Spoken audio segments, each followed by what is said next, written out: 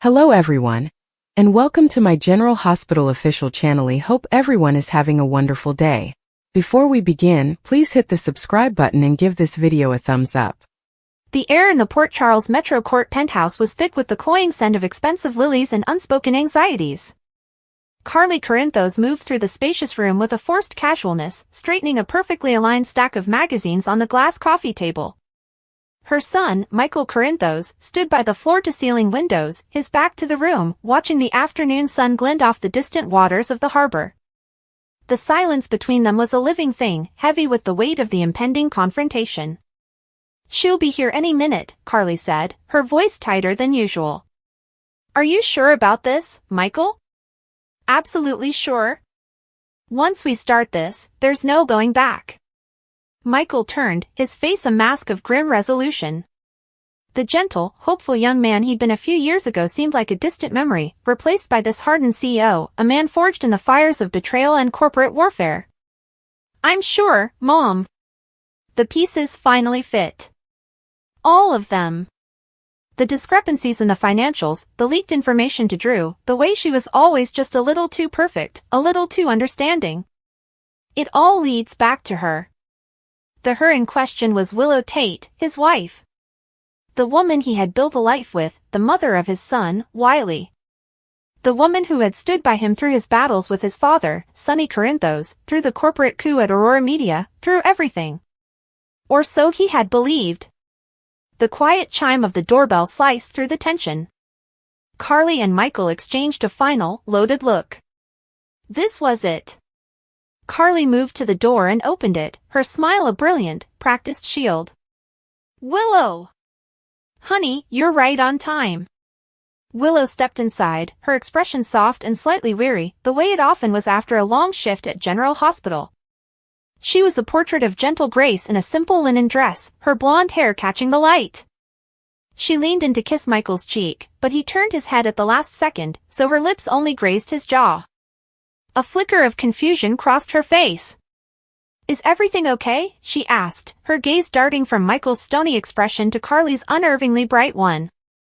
"You said it was important." "It is," Michael said, his voice devoid of its usual warmth. "Why don't you have a seat?" Willow's smile faltered. She slowly lowered herself onto the edge of an armchair, her hands clasped tightly in her lap. "Michael, you're scaring me." "Is it Wiley? Is he okay?" "Wiley is fine," Michael assured her, though the words were cold, factual. "This isn't about our son. This is about you, Willow. And the stories you've been telling." The room seemed to grow colder. Carly positioned herself by the fireplace, a silent sentinel of judgment. "Stories?" "I don't know what you mean," Willow said, a defensive tremor in her voice. "What is this about?" Michael reached for a manila folder on the table.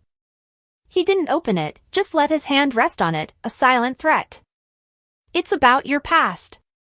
The past you conveniently glossed over when we met.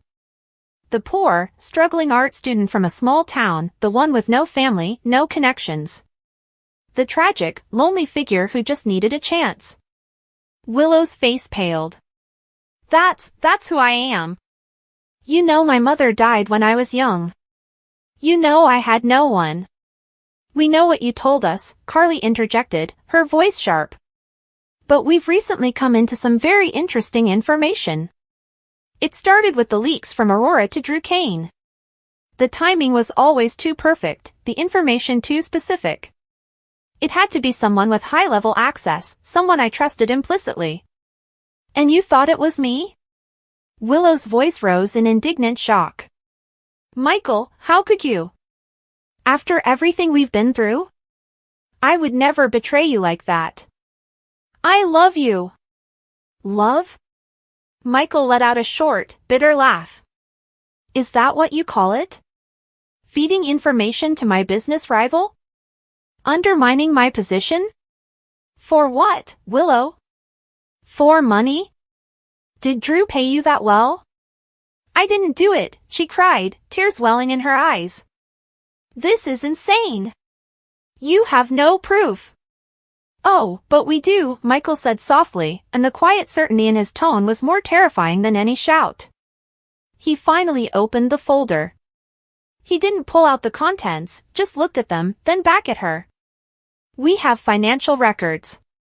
Wire transfers from a shell corporation, one that our forensic accountants have painstakingly traced back to a holding company owned by Drew Kane.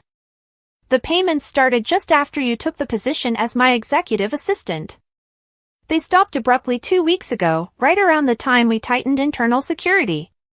Willow shook her head, her breath coming in short, panicked gasps. "No. That's impossible. It's a setup. Someone is framing me." "Who, Willow?" Carly demanded, stepping forward. "Who would go to such elaborate lengths? Who even knew the value of that information besides you and Michael?" "It was you. You were the mole." The dam of Willow's composure began to crack. The tears that had been threatening now spilled over, tracing clean paths down her cheeks. But they weren't tears of remorse, they were tears of sheer, unadulterated panic. "You don't understand. It wasn't like that. I had to." "You had to what?" Michael pressed, his eyes boring into hers. "Betray me? Betray our family? What possible reason could you have?" Willow opened her mouth, but no sound came out. She was trapped, and she knew it. The evidence of her corporate espionage was laid bare, a truth she could no longer deny. "That's secret number 1, Michael said, his voice like ice. "But it's not the big one, is it, Willow? The financial betrayal, that's almost mundane for Port Charles. But the other secret, the one you've been hiding since the day we met, that's the one that truly destroys everything." A silent, primal terror seized Willow. She looked from Michael to Carly and back again, her eyes wide with the knowledge that the ground was not just crumbling beneath her feet, it was opening up into a chasm from which there was no return. What are you talking about?" she whispered, her voice barely audible. Michael's expression was one of profound, soul-deep pain. "We know about the baby, Willow." The words hung in the air, sucking all the oxygen from the room.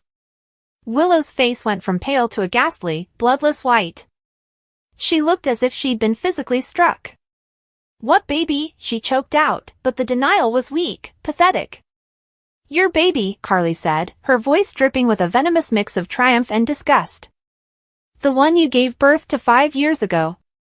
The one you abandoned at a fire station when she was less than 24 hours old." Willow let out a small, broken whimper, folding in on herself as if trying to disappear. The two secrets, now named, swirled in the room like toxic gas. The professional traitor and the unnatural mother, the two faces of the woman Michael had called his wife. "How?" she rasped, her body trembling uncontrollably. "It's a long story," Michael said, his own composure beginning to fray at the edges, the raw hurt seeping through the cold facade. "It started with a private investigator I hired months ago, when the first doubts about your loyalty began to creep in. I wanted a full background check, deeper than anything we'd done before. I told myself it was for the company's security, but maybe a part of me already knew. The investigator hit a wall with your early life. It was like you didn't exist before you turned 18. That in itself was a red flag." He paused, gathering himself, the memory of that report clearly agonizing. "Then, a few weeks ago, an old contact from my less savory days reached out. He'd heard a rumor on the street, something about a woman matching your description from years back, a woman in trouble, pregnant and scared. He mentioned a name you used back then. Not Willow Tate, but Harmony Tate." Willow flinched as if the name was a brand. Harmony was her mother's name, a woman whose own life had been a tapestry of poor choices and addiction, a ghost Willow had tried desperately to outrun.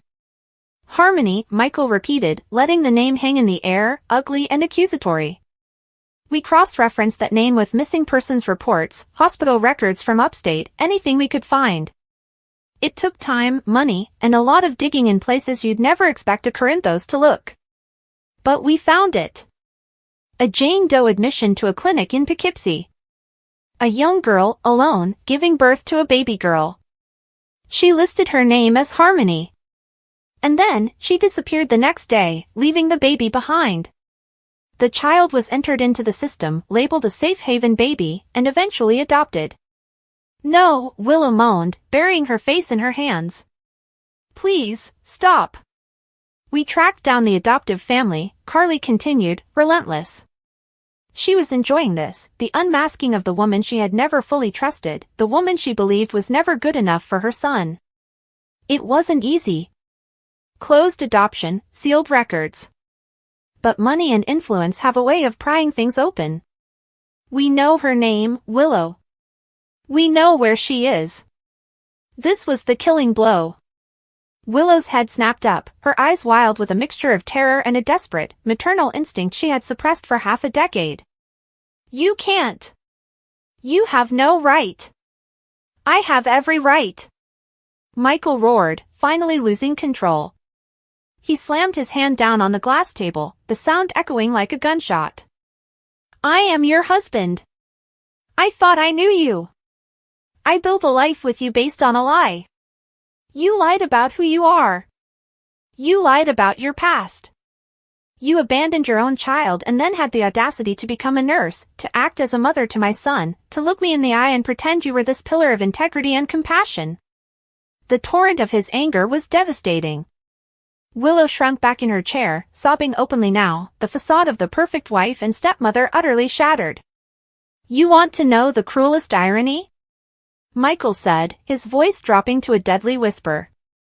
The most sick, twisted part of this whole nightmare? We know who adopted your daughter. We know exactly where she is. He paused, letting the suspense build, ensuring that every syllable of his next sentence would land with maximum impact. Her name is Charlotte Cassadine. Valentine Cassadine is her adopted father. The world stopped. For Willow, in that moment, time ceased to have meaning. Charlotte. The little girl with the dark hair and solemn eyes, the daughter of Lulu Falconeri, the child who was often at the hospital, the one Willow had sometimes seen in the park with her nanny. The child she had unknowingly crossed paths with for years. Her daughter. A guttural, wounded sound tore from Willow's throat. The revelation was too colossal, too horrifically coincidental to comprehend. Of all the families in all the world, her blood, her abandoned secret, had been taken in by one of the most powerful, dangerous, and entangled families in Port Charles. No, she whispered, her voice cracking. It's not possible. It's very possible, Carly said, a cruel smile playing on her lips. Valentine adopted her after Lulu's accident. He has no idea. None of them do. That little girl has no idea that the woman married to Michael Corinthos, a woman she's probably seen a dozen times, is the mother who threw her away. The word threw away was a deliberate, brutal choice, and it hit its mark. Willow collapsed inward, her body racked with sobs that seemed to come from the very depths of her soul. The two secrets were out, intertwined and exposed, painting a picture of a woman so vastly different from the one Michael had married that he felt he was looking at a stranger. Why, Willow? Michael's question was a plea now, stripped of its anger, revealing only the raw, gaping wound of betrayal. Just tell me why. Why the spying? And for God's sake, why abandon your own child? For a long time, the only sound was Willow's ragged weeping. The fight had gone out of her. The lies were too heavy to carry any longer. Slowly, shakily, she lifted her head, her beautiful face ravaged by tears and guilt. The baby, she began, her voice a broken whisper. I was 19. I was alone. My mother was, she was deep into her addictions. She couldn't help me. The father, he was gone. He wanted nothing to do with me or the baby. I had no money, no job, no future.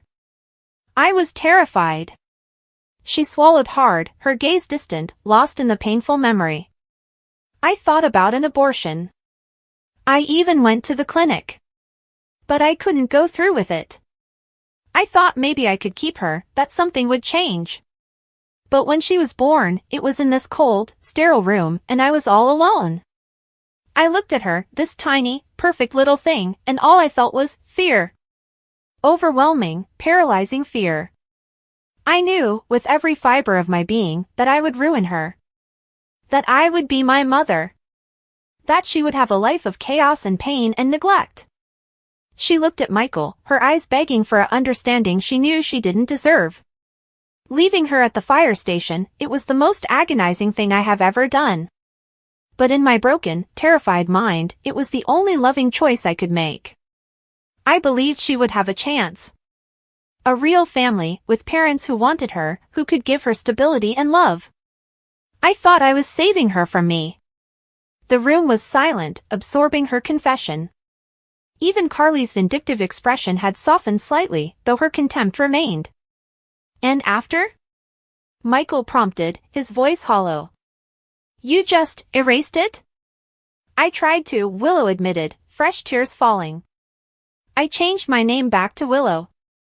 I moved away. I started over. I went to nursing school, trying to atone, to help people since I felt I had failed the one person who needed me most. I buried Harmony, and that scared, desperate girl, so deep I almost convinced myself she never existed. And then I met you, Michael. And you were everything. You and Wiley, you were my second chance. A chance at the family I never had. I was so terrified of losing you, of you seeing the truth of who I was, of where I came from. So you built our life on a foundation of lies, Michael stated, the pain in his voice palpable. And the spying for Drew? Carly interjected, steering the conversation back to the more immediate, practical betrayal. Was that part of your second chance? Or were you just in it for the money? Willow took a shaky breath, wiping her tears with the back of her hand. That started later. It was about the baby. My baby. About a year ago, I started having dreams about her. I became obsessed. I had to know if she was okay. I hired someone to find her, but it cost a fortune, more than I had. Drew, he approached me. He said he knew about my financial struggles. He offered me money for information. He said it was just corporate intelligence, that no one would get hurt. He played on my desperation, my guilt. I was weak. I took the money so I could find my daughter without you asking questions.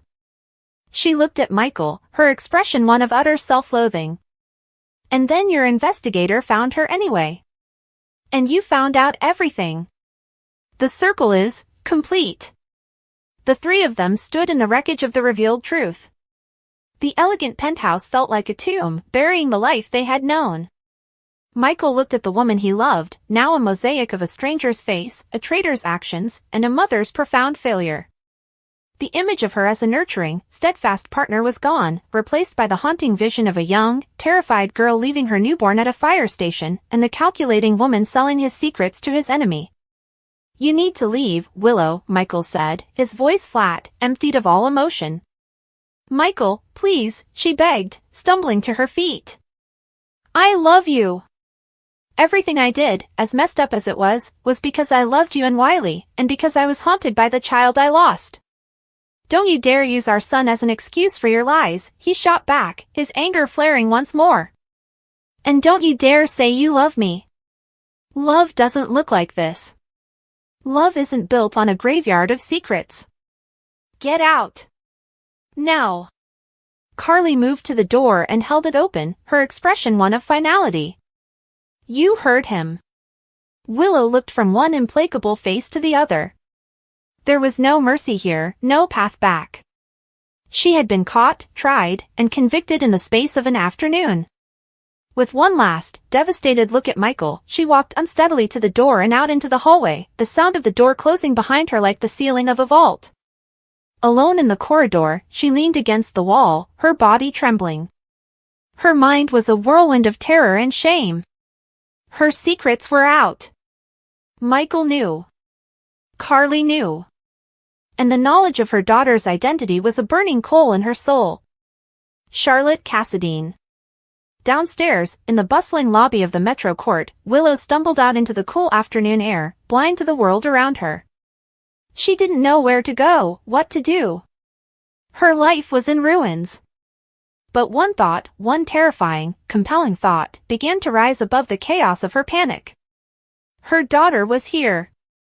In Port Charles. She knew her name. She knew her face. The exposure of her secrets was a catastrophe, but it was also a liberation. The lies were over. And as the initial shock began to recede, a new, dangerous resolve started to form in the ashes of her old life. The mother she had tried to bury was awake, and she was desperate. Meanwhile, back in the penthouse, Michael stood motionless, staring at the closed door. Carly came to stand beside him, placing a comforting hand on his arm. "I'm so sorry, Michael," she said softly. He didn't respond. He was thinking of Wiley, of how to explain that the woman he called Mom was gone. He was thinking of the legal nightmare of divorce, of the corporate fallout from Drew's espionage. And he was thinking of a little girl named Charlotte, who was blissfully unaware that the storm of her biological mother's secrets was now heading directly for her quiet, privileged world. The game had changed. The carefully constructed lives of the Corinthos family, the Cassadine family, and everyone connected to them were about to be thrown into unprecedented turmoil. Willow was caught, but her capture was not an end. It was the detonation of a bomb, and the shockwaves from her two terrible secrets would ripple through Port Charles, destroying some lives and irrevocably altering others, for a long, long time to come. The fallout was only just beginning. Perfect, thank you. I'll craft a dramatic storytelling version based on Willow's past lies about Nina and a second shocking secret connected to Michael, Carly, and Sunny. I'll write it as a suspenseful, emotional soap-style narration, like something your YR channel could use for a General Hospital spoiler video, full of twists, reactions, and rising tension. Let's begin with part 1 of 4 total parts, about 1,000 words. Once you're ready, I'll continue with parts 2 to 4 until we reach the full 4,000-word dramatic version. Part 1, Willow's world starts to crack. For months, Willow Corinthos had convinced herself that the peace she built was real, that her dark secrets had been buried deep enough to never surface again. She told herself that the worst was behind her, that she could finally breathe, smile, and move on.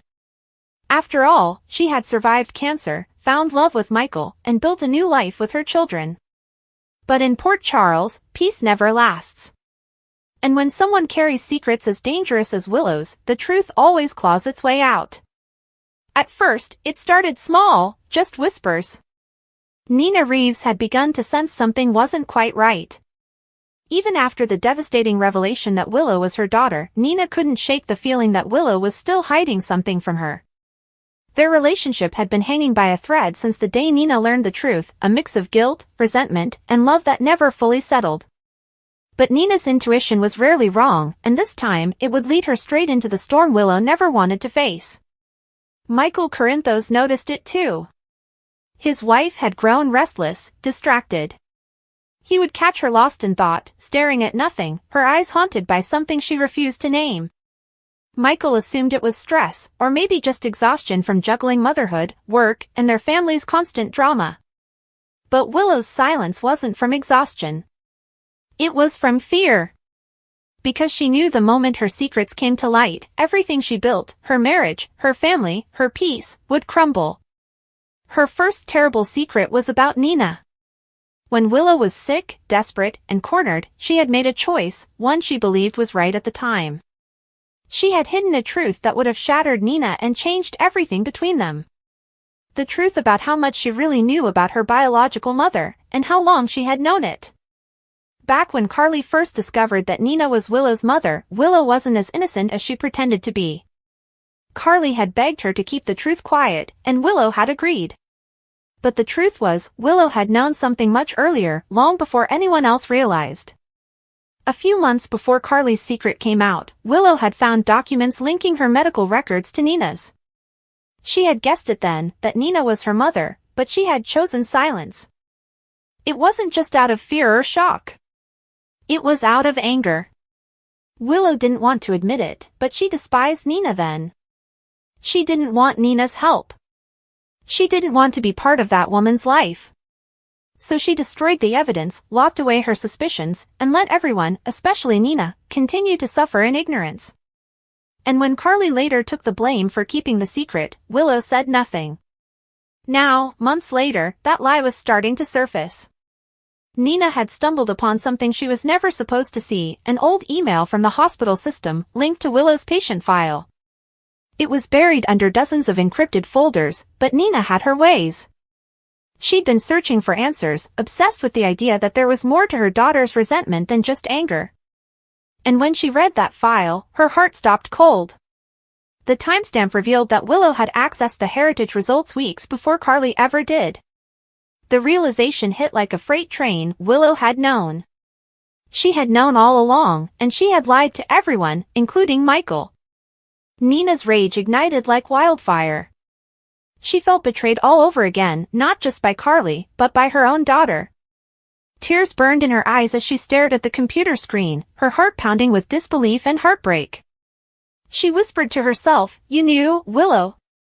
You knew I was your mother, and you let me beg and suffer for months." It was that moment that set the trap in motion, the beginning of Willow's downfall. Meanwhile, in the Corinthos mansion, Willow was trying to keep her world together. She sensed that something was wrong, that something dark was brewing just beyond her reach. She couldn't pinpoint it, but her instincts screamed that Nina was digging again.